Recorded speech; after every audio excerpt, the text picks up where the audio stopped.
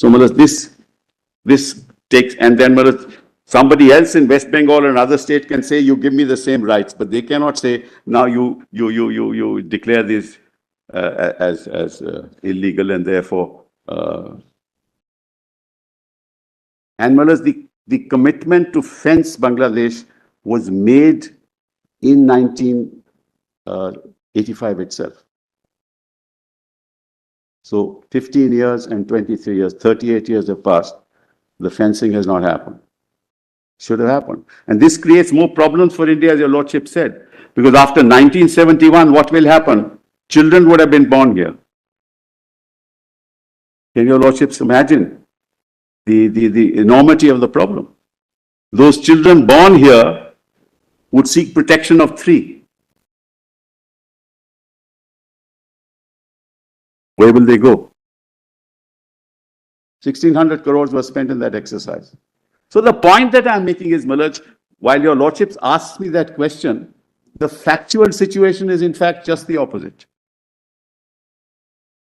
Because I don't want to bring any politics into it, because everybody objected to a particular, that he doesn't belong here. Of course, that exercise is still going on. But Malaj, therefore, it would be dangerous, and this is my respectful submission, to move into areas where it's difficult to come to a judicial determination. That's why 6A was a matter of policy. It was legislative policy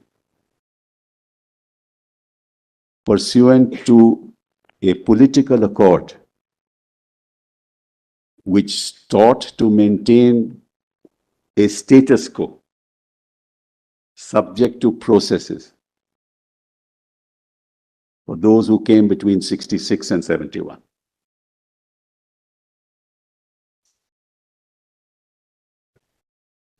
Yes. And if they do not formulate how 29 has been violated, why would your Lordships go into it? So, but that's really the answer to your Lordship's question. That everybody was questioned. It just so happened that once you're on the electoral roll, then you have a leg to stand on. But that was not the end of the story. It's not as if everybody who was on the electoral roll was accepted as a citizen. And then, Malaj, the argument that they owed allegiance to Pakistan, I don't understand that argument at all, Malaj. When I am born, Malaj, do I have an oath of allegiance to give? Or if somebody is granted citizenship?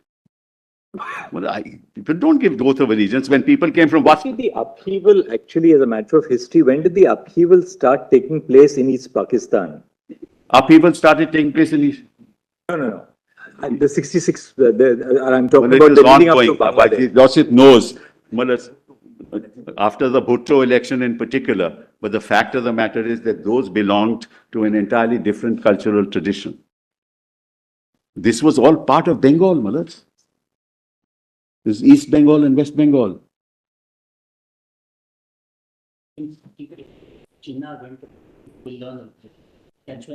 So all this is the oppressive policies of Western Pakistan, so to say, or now Pakistan, right?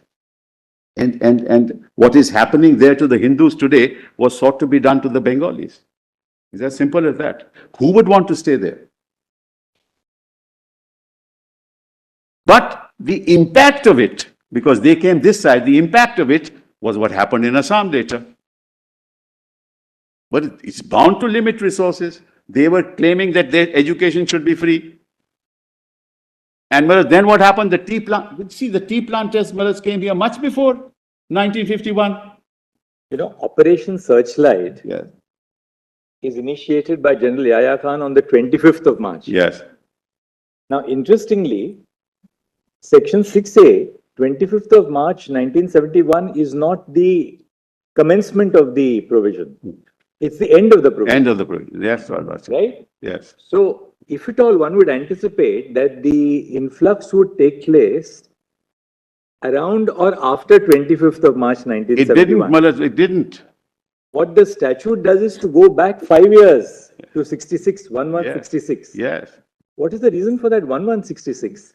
Maharaj, as I told you, but 66 because of the electoral roll. After that, Maharaj. The electoral roll of 1166, Yes, which was used for conducting the elections of 67, yes, covered all those people who had entered India prior to 1166, yes, yes, right? yes, That is covered by 6A2. yes. Just see how it is. I'll just tell you how 6A is worded. 6A2. All persons of Indian origin who came before the 1st of January 66 to Assam from the specified territory, Right. now bracket, very important, including such of those whose names were included in the electoral rolls for the purpose of the general election to the House of the People held in 1967. Correct.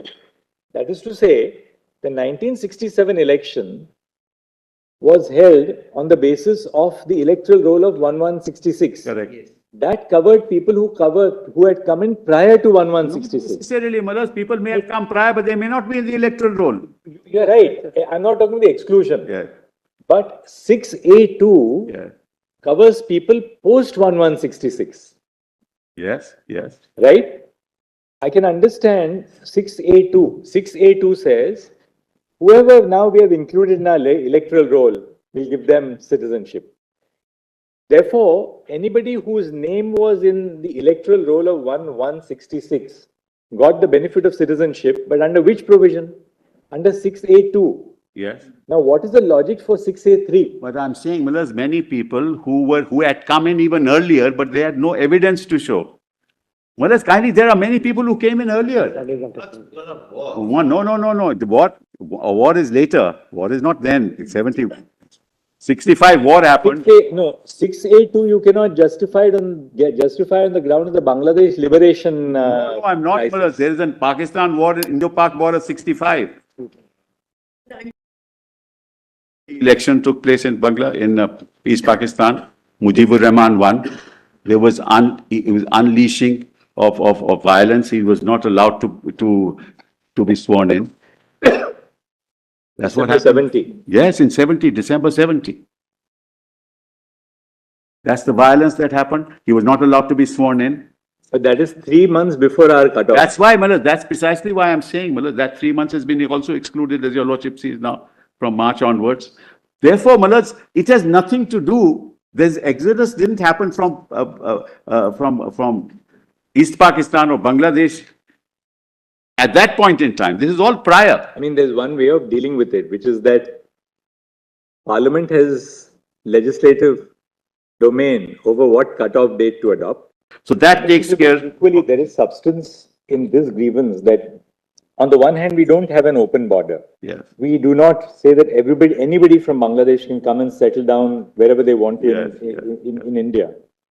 At the same time, if we don't take action Correct. to curb illegal migration, then it causes all these problems in India. The feeling in India that, look, the infrastructure is limited. Absolutely. Education is limited. Absolutely. Our public hospitals are limited. We Yes. can't allow for an unlimited influx. Absolutely. No, you're right. And this is the problem. Therefore, we passed that order which we did this afternoon. It's the- What are you doing today? it's the executive that is to blame, Maharaj.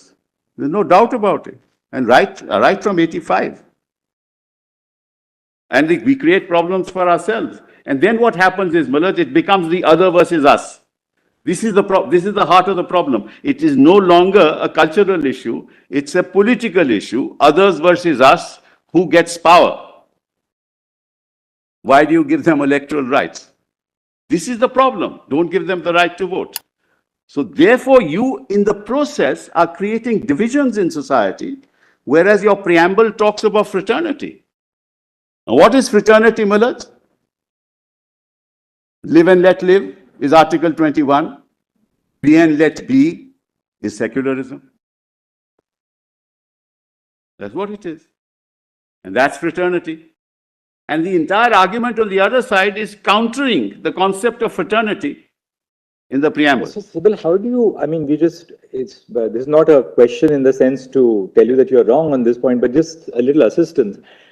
How do we sort of conceptualize subsection 2 of section 6A and subsection 3? All right. Subsection 2 deals with people who are in the electoral roll as on 1/1/1966. Right. they're all post 1951 people, Right. but who are in the electoral roll as of 1166. That's why subsection 2 refers to the electoral roll of 1166, 66 electoral roll. Right, right. The subsection 3 covers people who are not in the electoral roll of 1966. Correct. They came in later until 71. Correct. So what was the reason for protecting those whom they protected first in subsection 2? Was it that Parliament wanted to protect people who are now they've come on the electoral roll as on 1166? So we say, all right, you have now been assimilated. We have already, whether you are legal, illegal, we sort of make a blanket conferment of citizenship. What was why these two bifurcations into subsection 2 and subsection I will try and answer that, Malad. There are two reasons for it. Number one, even those whose names were in the electoral roll, people objected to them. People objected to them, saying they got themselves into the electoral roll. They did not come here prior to 1966. That's why the whole NRC exercise has taken place. And at the end of the NRC exercise, do you know what the result is? Your Lordship asked that question, they should have told you the answer. The answer is, today there are 19.06 lakh people who are left out of the, and whose appeals are pending. That's all. And the majority of them are Hindus. So it's not as if nothing happened after 71. This exercise has been done and done in 8 years, Mullah. But that's why Justice Gogoi said, everybody will have to produce the legacy tree, legacy data. Who was your great-grandfather? Even those whose names were on the electoral roll. So in the NRC, every citizen, every person in Assam had to face the test. So in fact, from a statutory standpoint, what my lord is saying is right. From the actual standpoint, it's just the other way around. Because there were thousands of objections. Well, somebody didn't have a school certificate. Well, who gave a school certificate at that point in time? Then you had to show, no, my great-grandfather lived in that village. Then there had to be a linkage document. Then you had to produce somebody from a nearby village or the village in which you lived. And he came and made a statement, no, his grandfather was living there. So, Malaj, it may be as a matter of law for you to say that's not factually correct. Well, the whole NRC exercise was that all this may be wrong. And it was monitored by this court. And it ultimately found that the majority of the 19 lakhs were Hindus.